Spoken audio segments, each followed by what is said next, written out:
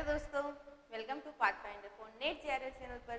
तो दोस्तों, स्वागत है आपका आपकी अपनी 5 मिनट कॉन्सेप्ट क्लियर सीरीज में, जिसमें आपकी प्लेलिस्ट में जाकर बहुत से आपके टॉपिक क्लियर हो चुके हैं। आप वहां से भी इनको देख सकते हैं। आज का हमारा टॉपिक रहने वाला है बायोमास पिरामिड, यानी कि हमारा पिरामिड से रिलेटेड टॉपिक चल रहा था, जिसमें अपन ने संख्या रिलेटेड यानी कि संख्या पिरामिड की बात की। आज हमारी बायोमास या जैव भार से संबंधित पिरामिड की बात कर लेंगे। इसके बाद में हमारा पिरामिड एक और बचता है ऊर्जा पिरामिड, जिसकी बात भी अपन करेंगे।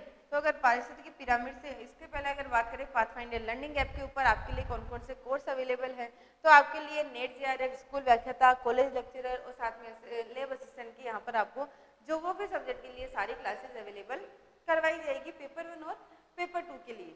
इसमें आपको दोस्तों ऑनलाइन प्लस ऑफलाइन दोनों मोड में आपको क्लासेस दी जाएगी। अगर बुकलेट नोट्स की बात की जाए तो आपको बुकलेट फॉर्म में ये नोट्स दिए जाएंगे, जिसको आप होम डिलीवरी के माध्यम से या कुरियर के माध्यम से भी आप मंगवा सकते हैं। साथ में अगर टेस्ट की बात की जाए तो यहाँ पर आपके topic wise, unit wise plus full test यहाँ पर रखे जाएंगे। और अगर क्लासेस के स्केड्यूल की बात की जाए तो ये आपका क्लासेस का स्केड्यूल रहने वाला है, डेली क्लासेस आपकी रहने वाली है। और अगर आपको अधिक जानकारी चाहिए तो पाथफाइंडर रिवाइंड लर्निंग सेंटर या फिर पाथफाइंडर लर्निंग ऐप डाउनलोड करके आप अधिक जानकारी ले सकते हैं और इन कॉन्टैक्ट नंबर से हमसे आप कॉन्टैक्ट भी कर सकते हैं। तो चलिए दोस्तों, देखते हैं आपका बायोमास पिरामिड या जैव भार पिरामिड किस प्रकार का होता है। तो पारिस्थितिकी तंत्र में यानी कि आपका जैव भार, जीव के भार के आधार पर अगर पिरामिड किस प्रकार का बनता है, समुद्र का कैसा बनेगा, यानी कि सागर बायोम का, या तालाब या जलीय बायोम का किस प्रकार बनेगा, घास बायोम का किस प्रकार से बनता है, यानी कि एक उनके वजन के आधार पर या भार के आधार पर इसको देखा जाए तो पारिस्थितिकी तंत्र में खाद्य श्रृंखला और खाद्य जाल के सभी पोषण स्तर पर भंडारित समस्त जीवों के शकल भार के प्रदर्शन तथा अध्ययन के लिए बायोमास पिरामिड का उपयोग किया जाता है। इसके अंतर्गत संख्या के स्थान पर उसके शकल भार को सम्मिलित किया जाता है। यहाँ पर संख्या का महत्व नहीं है दोस्तों, उसके भार का महत्व, यानी कि किस जीव का भार ज्यादा है, किस जीव का भार कम है, इस आधार पर यह पिरामिड बनाया जाता है। बायोमास पिरामिड को निर्धारित करने के लिए प्राय प्रत्येक पोषण स्तर पर मौजूद समस्त जीवों को एकत्रित कर उसके शुष्क भार का मापन किया जाता है। इस विधि द्वारा जीवों के आकार के अंतर की समस्या दूर हो जाती है, क्योंकि इसमें पोषण स्तर के सभी प्रकार के जीवों का मापन किया जाता है। मोस्ट इंपोर्टेंट है दोस्तों कि बायोमास को किस में मापा जाता है, तो आपके ग्राम प्रति मीटर स्क्वायर में इसको मापा जाता है। अब बात करें दोस्तों कि आपके इसमें कितने प्रकार के जैव भार पिरामिड बनेंगे, तो आपका एक तो इसमें सीधा बायो बनेगा और एक बायोमास पिरामिड बनेगा और एक आपका उल्टा बायोमास पिरामिड बनेगा। तो जिस प्रकार से हमने संख्या पिरामिड की बात की थी कि आपका तालाब और घास का पिरामिड आपका सीधा बनेगा संख्या पिरामिड के आधार पर, वहीं पर आपका जो पेड़ का पिरामिड होता है वो आपका संख्या के आधार पर उल्टा पिरामिड बनता है।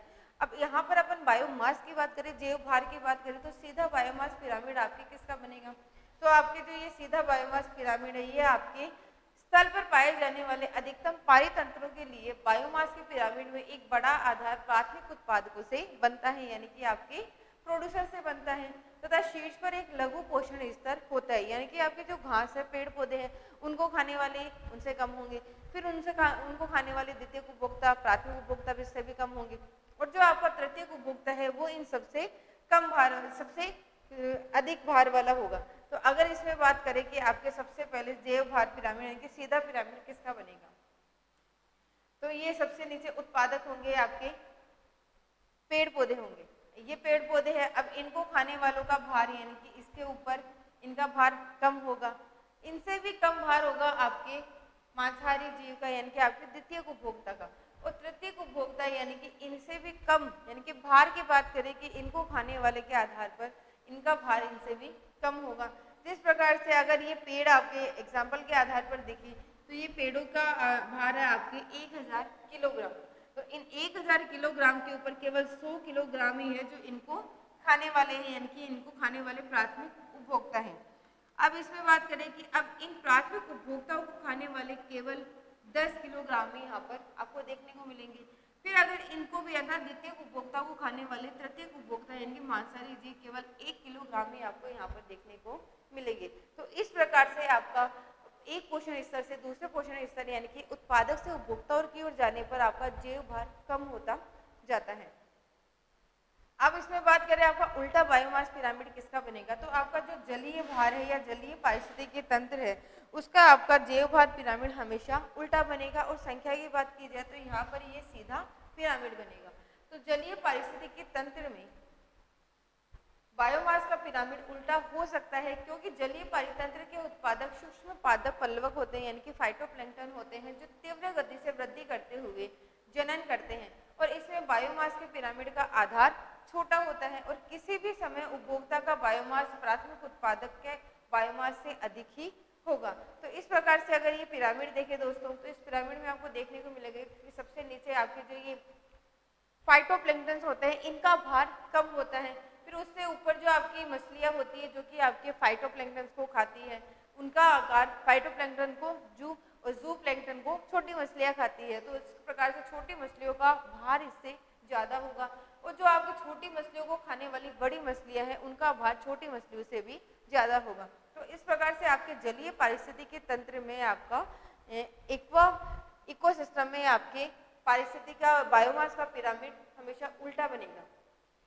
तो ये आपके उत्पादक हो गए, ये आपके शाकाहारी जो कि आपके जू प्लैंक्टन को खाएगी या फाइटोप्लैंक्टन को खाएगी। उसके बाद में आपकी बड़ी मछलियां जो कि मांसाहारी होती है, जो छोटी मछलियों को खाती है। तो इनकी अगर भार की बात करें तो 4 ग्राम प्रति मीटर स्क्वायर है। उनसे ऊपर आपकी छोटी मछलियां उनका 8 ग्राम प्रति मीटर स्क्वायर है। और जो आपकी बड़ी मछलियां हैं उनका भार आपके 12 ग्राम प्रति मीटर स्क्वायर यहाँ पर माना गया है।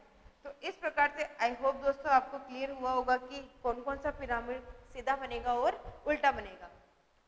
तो चलिए दोस्तों मिलते हैं हमारे, अब एक पिरामिड बचता है आपका ऊर्जा पिरामिड, जिसके बारे में हम नेक्स्ट टॉपिक पे नेक्स्ट क्लास में बात करते हैं। तब तक आप पाथफाइंडर लर्निंग ऐप के साथ में इसी तरह जुड़े रहिए। दोस्तों को भी अपने pathfinder for NET JRF channel के बारे में सब्सक्राइब करने के लिए बताइए और वीडियो को ज़्यादा से ज़्यादा लाइक कीजिए, शेयर कीजिए। थैंक यू दोस्तों।